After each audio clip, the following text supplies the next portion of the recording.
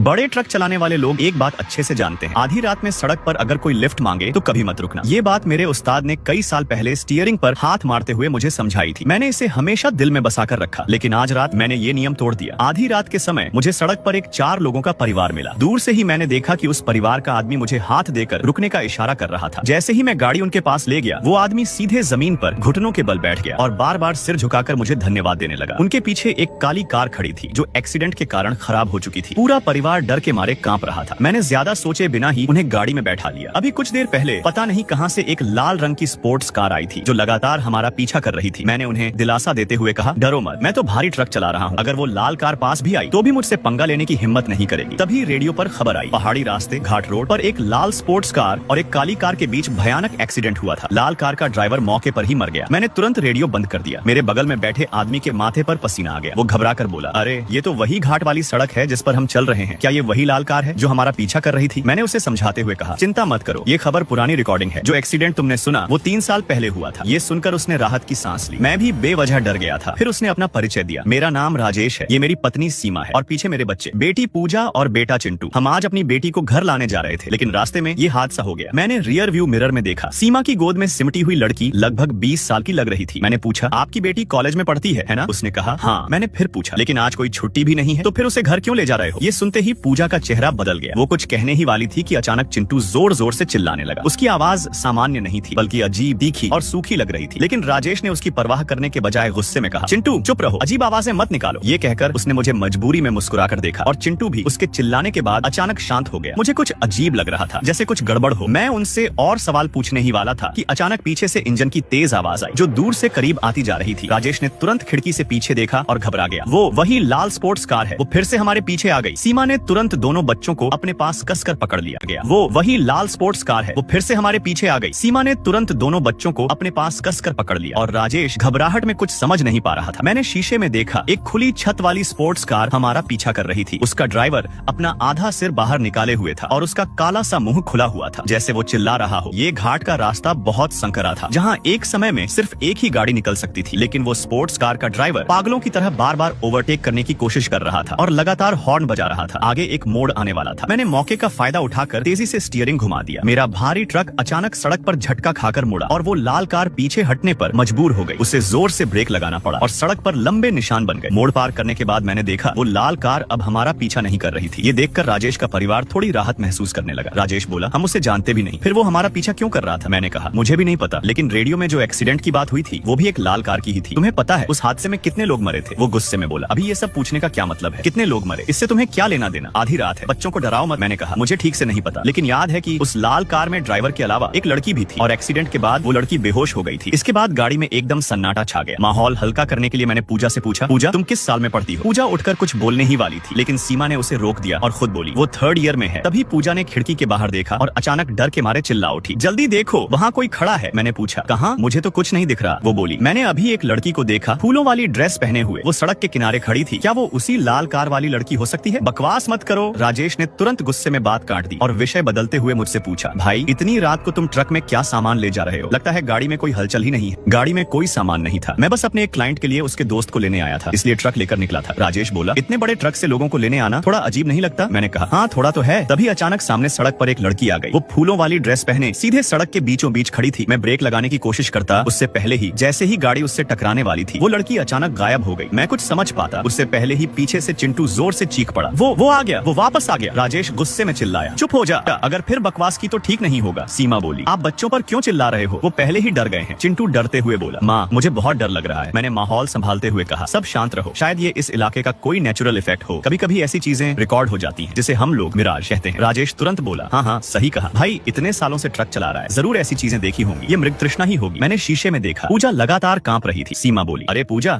ये मेरी जैकेट पहन ले। जैसे ही पूजा जैकेट लेने लगी, उसने अचानक सीमा के सीने की तरफ इशारा किया और डर के मारे चीख पड़ी, माँ तुम्हें खून निकल रहा है, तुम्हारे कपड़ों पर बहुत सारा खून है। मैंने शीशे में देखा, सीमा के कपड़ों पर कहीं भी खून नहीं था, लेकिन पूजा का डर बिल्कुल असली लग रहा था। राजेश बोला, कहाँ खून? कुछ भी नहीं है, तुम्हारी माँ के कपड़े का डिजाइन ही ऐसा है, क्या तुम डर के मारे पागल हो गई हो? सीमा बोली, हाँ मैं ठीक हूँ, कहीं कोई खून नहीं है। फिर मैंने कहा, वैसे गाड़ी में थोड़ा ठंडा लग रहा है, ऐसा करो लड़की को आगे बैठा देते हैं, यहाँ हीटर चल रहा है, थोड़ी देर में गर्मी लगने लगेगी। राजेश बोला, क्या इससे तुम्हें परेशानी तो नहीं होगी भाई? मैंने कहा, अरे नहीं, बच्चे ज्यादा जरूरी हैं। आखिरकार वो लोग मान गए और पूजा को आगे वाली सीट पर बैठा दिया गया। पूजा मुझे देखकर बोली, भैया भैया आप बिल्कुल कहानी वाले भीम जैसे लगते हो, अगर आपकी दाढ़ी होती तो और भी डरावने लगते। मैं हल्का सा मुस्कुराया। अच्छा, बहुत लोग ऐसा कहते हैं। मैंने उसे गर्म पानी दिया। लो इसे पी लो, ठंड कम लगेगी। पूजा बोली, वाह भैया आपका कप तो बहुत प्यारा है। वो कप के हैंडल को छूते हुए बोली, ये तो बहुत जाना पहचाना लग रहा है, मेरे पास भी ऐसा ही एक था। मैंने पूछा, अच्छा किसने दिया था तुम्हें? वो बोली, मुझे याद नहीं। इतने में पीछे से अचानक एक हाथ आया। राजेश बोला, पूजा ध्यान से, पानी गर्म है, मैं खोल देता हूँ। उसने जल्दी से ढक्कन खोला और उसमें से गरम गरम खजूर का पानी निकाला। पूजा खुश होकर बोली, अरे वाह मुझे तो खजूर का पानी बहुत पसंद है। जैसे ही पूजा कप लेने लगी, अचानक मेरी गाड़ी का पहिया किसी चीज पर चढ़ गया। गाड़ी जोर से उछली और कप गिर गया। उबलता हुआ पानी राजेश के हाथ और शरीर पर गिर गया। राजेश ने एक अजीब इंसान जैसी नहीं लगने वाली दर्दनाक चीख निकाली। हाँ! पूजा घबरा गई। पापा आपको कुछ हुआ तो नहीं? सॉरी सॉरी, राजेश बोला, कोई बात नहीं, मेरी ही गलती थी, मैंने ठीक से पकड़ा नहीं, लेकिन पानी बहुत गर्म है, तुम मत पीना अभी। मैंने शीशे में देखा, राजेश की आंखें अब पहले जैसी नहीं थी, उनमें एक ठंडी डरावनी चमक थी और उसके होठों पर हल्की सी अजीब मुस्कान थी, जैसे वो मुझे चुपचाप चेतावनी दे रहा हो। मैंने भी बिना कुछ कहे सीधे उसकी आंखों में देखा। गाड़ी सुनसान पहाड़ी रास्ते पर चलती रही और माहौल बहुत भारी हो गया। पूजा ने पूछा, भैया आप इतनी रात को यहाँ किसी को लेने क्यों आए हो? कोई जरूरी काम है क्या? मैंने कहा, हाँ मेरा क्लाइंट अपने दोस्त के लिए बहुत परेशान है। पूजा ने पूछा, क्या उसका दोस्त बीमार है? मैंने कहा, हाँ कुछ ऐसा ही समझ लो। तुम्हारा कोई अच्छा दोस्त है? वो बोली, नहीं मेरा कोई दोस्त नहीं है। लेकिन ये कहते ही उसका चेहरा उलझन में पड़ गया, जैसे उसे खुद अपने जवाब पर शक हो। सीमा धीरे से मेरे पास आकर बोली, उसका चेहरा पूरी तरह पीला पड़ चुका था। भाई प्लीज गाड़ी थोड़ा तेज चलाओ, बस हमें इस पहाड़ी रास्ते से बाहर निकाल दो, आगे हम खुद कैब कर लेंगे। तभी अचानक सामने से तेज इंजन की आवाज आई। एक लाल स्पोर्ट्स कार सड़क के बीचों बीच खड़ी थी, सीधे हमारी तरफ मुंह करके। राजेश घबरा गया, ये हमारे आगे कैसे आ गई? वो कार जैसे अचानक कहीं से प्रकट हो गई थी। इस पूरे रास्ते में कोई मोड़ ही नहीं था जहाँ से वो हमें ओवरटेक करके आगे आ सकती। राजेश चिल्लाया, भाई अब क्या करें? तभी सबसे डरावना दृश्य हुआ। वो लाल स्पोर्ट्स कार अचानक बीच की रेलिंग तोड़कर सीधे हमारी तरफ पूरी स्पीड में आने लगी। पूजा ने आंखें कसकर बंद कर ली और सीट बेल्ट को जोर से पकड़ लिया। मैं गुस्से में चिल्लाया, साला मरना है क्या? ठीक है मैं भी पीछे नहीं हटूंगा। अब बचने का कोई रास्ता नहीं था, सीधी टक्कर ही एकमात्र रास्ता था। मैंने ब्रेक लगाने के बजाय एक्सीलेटर पूरा दबा दिया। मेरा भारी ट्रक सीधे उस लाल स्पोर्ट्स कार की तरफ दौड़ पड़ा। पीछे बैठे राजेश, सीमा और चिंटू एक साथ डर के मारे चीख उठे। जैसे ही दोनों गाड़ियां टकराईं, वो लाल स्पोर्ट्स कार कागज की तरह मुड़ गई। कुछ ही सेकंड में वो एक शानदार कार से टूटे फूटे लोहे के ढांचे में बदल गई। अंदर बैठे ड्राइवर की चीखें भी अजीब, खोखली और दूर होती चली गई। अचानक एक गाढ़ा लाल धुआं उठा, जिसने मेरे ट्रक के पूरे सामने वाले हिस्से को घेर लिया। तभी मेरी बगल वाली सीट का दरवाजा बाहर से एक जली हुई काली हाथ ने खोल दिया। वो चीज अंदर घुसते ही अपने काले पंजों से पूजा का हाथ पकड़ने लगी। मैं तुरंत हरकत में आया, कमर से अपना आत्मा मारने वाला कोड़ा निकाला। मैंने पूजा को अपनी तरफ खींचा और पूरी ताकत से उस काले साए के सिर पर कोड़ा दे मारा। वो चीज जोर से चीखी, उसका शरीर जैसे बिजली लगने से कांपने लगा और वो तुरंत लाल धुएं में वापस गायब हो गई। साथ ही ट्रक के सामने छाया लाल धुआं भी धीरे धीरे खत्म हो गया। पूजा डर के मारे बोली, माँ पापा ये क्या था? बहुत डर लग रहा है। लेकिन इस बार राजेश और सीमा ने उसे सांत्वना नहीं दी, बल्कि वो दोनों मुझे घूरने लगे। राजेश बोला, भाई तुम्हारे पास जो है वो क्या है? मैंने कहा, ये एक साधु ने दिया था तुम जैसे गंदी आत्माओं को मारने के लिए। तभी उनका चेहरा बदल गया। राजेश धीरे से बोला, हमारी किस्मत बहुत खराब है, ये पहाड़ी रास्ता बहुत मुश्किल है। अगर तुम हमेशा यहीं रह जाओ और हमेशा हमारे लिए गाड़ी चलाते रहो कितना अच्छा होगा। मैंने ठंडे स्वर में कहा, चुपचाप दूर हो जाओ। मैंने कोड़ा कंधे पर जोर से मारा। सीमा चीख पड़ी और तुरंत पीछे हट गई। मैं बोला, मैंने तुम्हें बेचारी समझकर मदद की और तुम लोग। तभी अचानक मेरा ट्रक जोर से हिला, हेडलाइट्स झिलमिलाई और फिर पूरी तरह बंद हो गई। पूजा घबराकर बोली, क्या हुआ? गाड़ी खराब हो गई क्या? मैंने कई बार चाबी घुमाई लेकिन गाड़ी स्टार्ट नहीं हुई। मैं गुस्से में बोला, साले सीधी बात समझ नहीं आती। पूजा डर के मारे चिल्लाई, माँ पापा आप लोग कहाँ हो? मुझे डराओ मत। वो पीछे मुड़ी लेकिन पिछली सीट पूरी खाली थी। राजेश, सीमा और चिंटू तीनों अचानक गायब हो चुके थे। पूजा रोते हुए बोली, भैया वो लोग गायब हो गए। तभी सामने सड़क पर एक पुरानी काली कार आकर खड़ी हो गई। उसने हमारा रास्ता रोक लिया। मैंने धीरे से कहा, 3 साल पहले उस एक्सीडेंट में कुल 5 लोग मरे थे, एक लाल कार का ड्राइवर और एक काली कार में बैठा पूरा परिवार। पूजा हैरान होकर बोली, क्या सब मर गए थे? तो अभी जो हमारे साथ थे वो कौन थे? मैंने उसकी तरफ देखा और कहा, वो तुम्हारे परिवार नहीं थे और तुम भी पूजा नहीं हो। वो कांपते हुए बोली, मैं पूजा नहीं हूँ। तो फिर मैं कौन हूँ? इतने में अचानक खिड़की के बाहर से जोर जोर से खटखटाने की आवाज आने लगी। पूजा जल्दी नीचे आओ, माँ पापा बाहर इंतजार कर रहे हैं। मैं चिल्लाया, बाहर मत जाना, दूर रहो उनसे। पूजा डर के मारे सीट में सिकुड़ गई, जैसे सीट के अंदर छुप जाना चाहती हो। तभी चिंटू ट्रक के सामने वाली विंडशील्ड पर चढ़ गया। दीदी छुपो मत, मैंने तुम्हें देख लिया। पूजा चीख पड़ी, भैया मुझे बचाओ। मैंने तुरंत अपना कोड़ा उठाया और विंडशील्ड पर जोर से मारा। चिंटू दर्द से चीखते हुए नीचे गिर गया। बाहर अचानक सन्नाटा छा गया। मैंने पूजा से कहा, मेरी आंखों में देखो, तुम्हें खुद याद करना होगा कि तुम कौन हो, तुम्हारा नाम क्या है। अगर तुम्हें याद नहीं आया तो मैं तुम्हें यहाँ से नहीं ले जा पाऊंगा। वो रोते हुए बोली, मुझे नहीं पता, मैं सच में नहीं जानती, मैं पूजा नहीं हूँ। तो मैं आखिर हूँ कौन? तभी पहाड़ों के बीच से एक हल्की सी आवाज गूंजने लगी, जैसे कोई दूर से पुकार रहा हो। आवाज बहुत धीमी थी, टूटी फूटी, कुछ भी साफ सुनाई नहीं दे रहा था। पूजा बोली, कौन है? क्या कोई मुझे बुला रहा है? मुझे कुछ समझ नहीं आ रहा। मैंने पूजा से कहा, दरवाजा लॉक कर लो और किसी भी हालत में बाहर मत आना। इतना कहकर मैं सीट के नीचे से एक तेज रोशनी वाली टॉर्च निकाली और जेब से खनखनाते हुए तांबे के सिक्कों की माला निकाल ली। मैंने दरवाजा खोला और नीचे कूद गया। मैं जोर से चिल्लाया, एक कदम भी आगे बढ़े तो तुम्हारी आत्मा यहीं खत्म कर दूंगा। मेरे जन्म से ही मेरा स्वभाव मजबूत और उग्र था। शायद मेरी इस ऊर्जा से वो चीजें भी डर गईं। चारों तरफ फैली ठंडक धीरे धीरे कम होने लगी। मैं ट्रक के चारों ओर घूमकर वापस सामने सामने आया तो देखा कि घना कोहरा पूरी तरह गायब हो चुका था। थोड़ी दूर वही पुरानी काली कार फिर से दिखाई दी। मुझे याद आया उस हादसे की खबर बहुत भयानक थी। काली कार को टक्कर मारकर खाई के किनारे फेंक दिया गया था। सड़क किनारे के पेड़ों की टहनियां कार के अंदर घुस गई थी। सीमा और चिंटू उसी वक्त मारे गए थे और बाद में दोनों गाड़ियों में आग लग गई थी। राजेश ड्राइवर सीट पर जिंदा जलकर मर गया था, इसलिए उसे गर्म खजूर के पानी से इतना डर लग रहा था। और अब वही राजेश उस काली कार की ड्राइवर सीट पर बैठा था। उसने अपना सिर घुमाया और अपनी काली खाली आंखों से मुझे घूरते हुए बोला, तुम बच नहीं सकते, उसे हमारे साथ चलना ही होगा। उसने हमसे जो लिया है वो उसे लौटाना होगा। लेकिन जैसे ही उसकी नजर मेरे हाथ में पकड़े कोड़े पर गई, उसके चेहरे पर डर साफ दिखने लगा। मैं वापस ट्रक में चढ़ा। इस बार गाड़ी एक ही बार में स्टार्ट हो गई। ट्रक फिर से चल पड़ा। पूजा अभी भी डरी हुई सामने बैठी थी। अपने हाथों को देखते हुए धीरे से बोली, मैं कौन हूँ? मैं पूजा नहीं हूँ तो फिर मैं कौन हूँ? मैं गाड़ी चलाते हुए उसे देख रहा था। अब उसका शरीर पहले से भी ज्यादा पारदर्शी लग रहा था, जैसे वो कभी भी गायब हो सकती हो। तभी सड़क किनारे फिर वही लड़की दिखाई दी, सफेद फूलों वाली ड्रेस में। लेकिन इस बार उसके कपड़ों के लाल फूल और भी ज्यादा गहरे लग रहे थे, जैसे ताजा खून लगा हो। मैं समझ गया अब उसके पास समय बहुत कम है, लेकिन मैं सीधे सच नहीं बता सकता था। उसे खुद याद करना जरूरी था, वरना उसकी आत्मा और अस्थिर हो जाती। अचानक कोहरे में कई टेढ़ी मेढ़ी परछाइयां दिखने लगी। फिर अचानक काले खून से सनी पेड़ों की शाखाएं बाहर निकली और जोर से ट्रक के शीशे पर लगने लगी। बाहर से तेज ब्रेक की आवाज, धातु के टकराने की आवाज और दर्द भरी चीखें आने लगी, जैसे 3 साल पुराना हादसा फिर से हमारे सामने हो रहा हो। आग की लपटों के बीच एक लड़की सड़क पर पड़ी हुई थी। पूजा कांपते हुए बोली, क्या वो मैं हूँ? अगले ही पल पूजा का शरीर झटका खाकर गायब हो गया और वो सीधे सड़क पर उस लड़की के पास खड़ी थी। तभी राजेश की आवाज गूंजी, हाँ वो तुम ही हो। तुम्हारा असली नाम काव्या है। तुम्हारी वजह से हमारा परिवार खत्म हो गया। तुम्हारा वो पागल बॉयफ्रेंड तेज गाड़ी चला रहा था और उसी ने हमें मार डाला। मेरी बेटी आज तक लापता है। हम तीनों 3 साल से इस रास्ते में फंसे हुए हैं। तुम्हें यहीं रहना होगा, ये तुम्हारा कर्ज है। मैं चिल्लाया। नहीं, मैं तुरंत ट्रक से कूदा और आगे वाली सीट पर रखा खरगोश वाला कप उठाकर उसकी तरफ फेंका। ध्यान से सोचो, याद करो तुम कौन हो। कप उसके पैरों के पास गिरा। अचानक उसके मुंह से निकला, रोहन। जैसे ही उसने ये नाम लिया, उसके पैरों में लिपटे काले साए जलते हुए पीछे हट गए। राजेश और सीमा चिल्लाने लगे, मत याद करो, तुम काव्या ही हो। तुम्हें हमारे साथ रहना होगा। तुम हमारी पूजा की जगह लोगी। दोनों पागलों की तरह उसकी तरफ झपट्टे। मैं उनके सामने आ गया। पहले मुझसे टकराओ। मैंने कोड़ा घुमाकर दोनों पर जोर से मारा। राजेश और सीमा दर्द से चीखते हुए पीछे हट गए। मैं चिल्लाया, जल्दी याद करो, तुम्हारा दोस्त कौन है? नाम क्या है? घर कहाँ है? वो रोते हुए बोली, मेरा नाम काव्या है। मैं इतने में पूरी पहाड़ी सड़क हिलने लगी, जैसे भूकंप आ गया हो। राजेश की डरावनी आवाज गूंजी, तुम कभी वापस नहीं जा पाओगी। यही तुम्हारा ठिकाना है, हमेशा के लिए। जैसे ही काव्या पूरी तरह उस भंवर में समाने वाली थी, अचानक असली पूजा वहाँ प्रकट हो गई। वो चिल्लाई, माँ पापा इसे छोड़ दो, ये मैं नहीं हूँ। राजेश और सीमा एकदम भावुक हो गए। पूजा हमारी बेटी, तुम वापस आ गई। सीमा बोली, जल्दी आओ, इस शरीर को अपने अंदर ले लो, तुम फिर से जिंदा हो जाओगी। राजेश भी बोला, हाँ पूजा, ये सब इसी का कसूर है। इसका शरीर मिल जाए तो हम फिर से एक साथ रह सकते हैं। लेकिन पूजा ने सिर हिलाते हुए कहा, मैं बहुत पहले मर चुकी हूँ। 3 साल पहले उसी खाई में गिरकर। आप लोग जो कर रहे हो उससे और लोग मरेंगे, अब बस करो। लेकिन राजेश और सीमा अब कुछ सुनने की हालत में नहीं थे। उनकी आंखों पर जिद और बदले की आग छा चुकी थी। उन्होंने पूजा की आत्मा को नजरअंदाज किया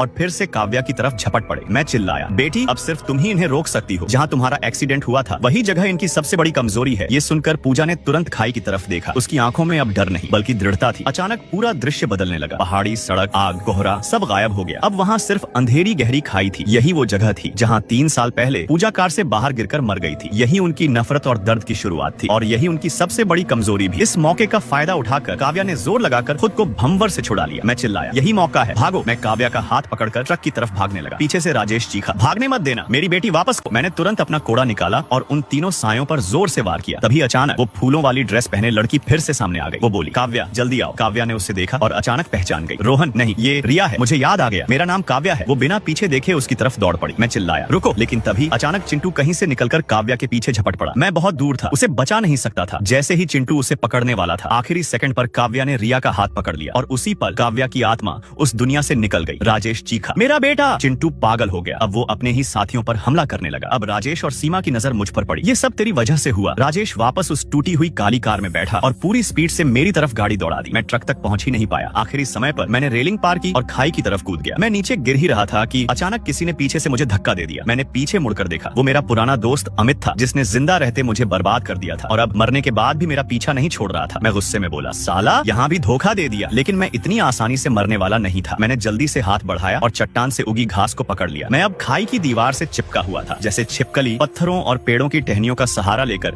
मैं ऊपर चढ़ने लगा। तभी ऊपर से एक ठंडी आवाज आई, यहीं रह जाओ, तुम बच नहीं सकते, हमारे साथ रहो। मैं चिल्लाया, चुप। मैंने देखा साइड में एक मजबूत पेड़ की टहनी निकली हुई थी। मैंने झटके से खुद को उस तरफ झुलाया और उस टहनी को पकड़ लिया। फिर पूरी ताकत से उसे तोड़कर अपने हाथ में एक नुकीला हथियार बना लिया। मैंने उस नुकीली टहनी को कसकर पकड़ा और चिल्लाया, क्या करना चाहती हो? जैसे ही मैंने उस टहनी से वार किया, वो जोर से चीखी और मेरा हाथ छोड़ दिया। मैंने मौका देखते ही एक झटके में खुद को ऊपर खींचा और सड़क पर वापस चढ़ाया। मैं गुस्से में बोला, मैंने तुम लोगों को मौका दिया था, मैं उन्हें खत्म करने ही वाला था कि अचानक आसमान में हल्की रोशनी फैलने लगी। लगी। सुबह हो रही थी। जैसे ही सूरज की किरणें राजेश और सीमा पर पड़ी, उन्होंने एक आखिरी दर्द भरी चीख मारी और अगले ही पल दोनों राख बनकर हवा में बिखर गए। वो टूटी हुई काली भूतिया कार भी गायब हो गई। पूरा एक्सीडेंट का सीन जो अभी तक मौजूद था एकदम से गायब हो गया, जैसे पिछली रात कुछ हुआ ही नहीं। सब एक भयानक सपना था। मैं धीरे से बोला, इनका मोह बहुत गहरा था, इसलिए ये यहाँ फंसे हुए थे। अब जो होना है नीचे परलोक में होगा। आग की लपटों में मुझे एक पल के लिए राजेश का परिवार दिखा, जो धीरे धीरे धुंध में गायब हो गया। तभी मेरा फोन बजा। रिया घबराई हुई आवाज में बोली, भाई काव्या होश में आ गई, उसे सब याद है और उसने मुझे माफ भी कर दिया। मैंने राहत की सांस ली, बस यही काफी है। फोन कटने के बाद मैं अपना ट्रक लेकर तपेश्वर हाईवे पर चल पड़ा। तभी मेरी नजर सड़क के किनारे एक जानी पहचानी परछाई पर पड़ी। मैं हल्का सा मुस्कुराया। अमित, तू अभी तक पीछा नहीं छोड़ रहा? इतने दिनों से तुझे ढूंढ रहा था, अब खुद सामने आ गया है। लगता है अब पुराने हिसाब चुकता करने का समय आ गया है। जैसे ही मैं उस पर नजर टिकाया था, अचानक मेरे फोन पर एक मैसेज आया। क्या तुम्हें लगता है सब खत्म हो गया? ये मैसेज और अमित की मौजूदगी दोनों ने साफ कर दिया, अभी कहानी खत्म नहीं हुई है।